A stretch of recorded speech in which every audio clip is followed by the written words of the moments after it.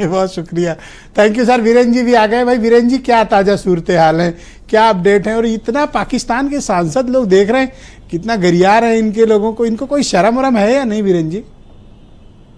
बिल्कुल, देखिए पहलगाम का जो बदला है वो तो हमने 2 दिन पहले ले लिया हमारी सेनाओं ने। इस देश में कल शाम को 8 बजे एक सूचना आई कि जम्मू में एयरपोर्ट के पास हमले हो गए हैं और मिसाइल से पाकिस्तान ने अटैक किया है। शुरुआती हमले कुछ तेज रहे, दिखाई पड़े, जिनको हमारे सुरक्षा उपकरणों ने ध्वस्त कर दिया। लेकिन जब जम्मू से लेकर राजस्थान तक ये खबरें आने लगी तो ऐसा लगा कि अब युद्ध शुरू हो गया है और तेज हो गया है। लेकिन आपको बताऊं कि हम लोग जब पूरी रात डटे रहे तो ऐसे 11 बजे के बाद से पाकिस्तान पस्त हो गया। उसके यहाँ से ना कोई जवाब आ रहा था, ना कोई कार्रवाई का रैकेट आ रहा था, कोई मिसाइल आ रही थी।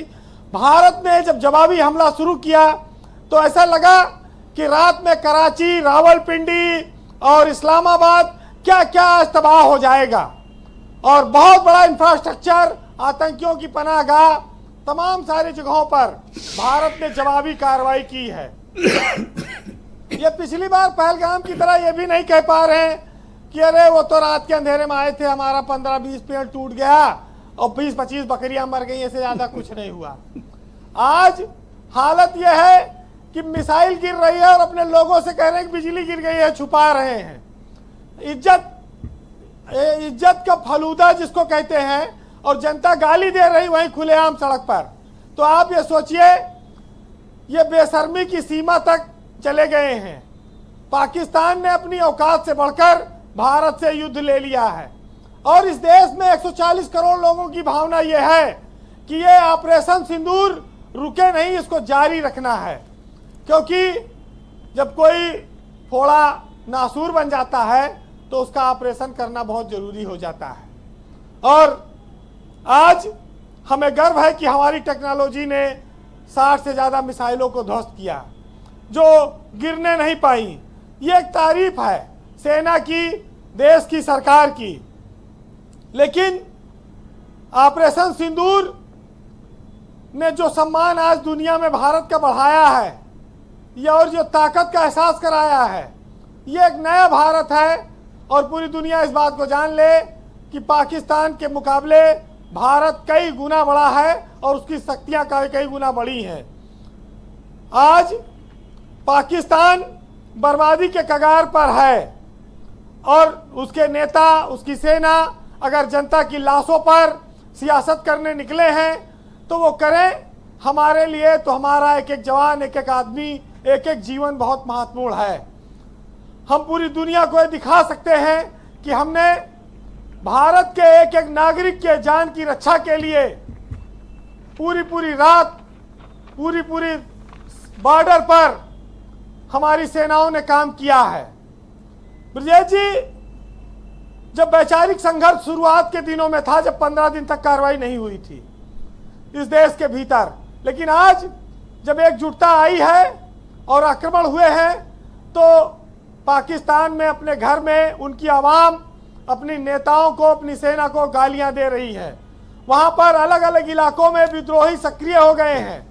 तो जो लोग अपने घर में फटे हुए कपड़ों को नहीं सिल पा रहे हैं, वो भारत में आकर लड़ाई क्या करेंगे?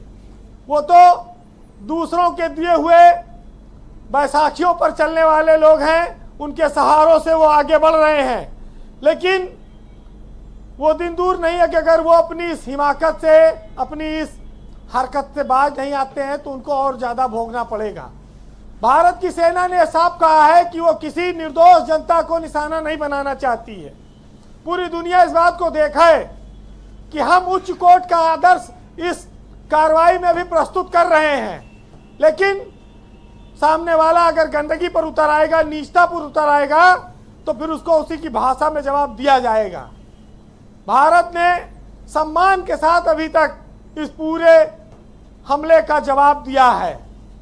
आगे वो 100 बार सोचें कि भारत से लड़ना है कि नहीं, और अगर लड़ते हैं तो फिर अपने निजी रिस्क पर लड़े। उनको ना चाइना मदद करने आएगा, ना अमेरिका मदद करने आएगा। फिलहाल जो भारत ने पाकिस्तान में भारी तबाही मचाई है, जी। उस पर हमें गर्व करने का समय है। हमारी सेनाओं का मनोबल बढ़ाने का समय है। कराची, लाहौर, इस्लामाबाद में जो मिसाइलें हमने दागी हैं, वो सब हमारे अंदर एक उत्साह पैदा करती हैं। इसके अलावा सियालकोट, बहावलपुर, इन सब इलाकों के डिफेंस सिस्टम को जो तबाह किया है भारतीय सेना ने, वो सब भी हमारे लिए गर्व की बात है।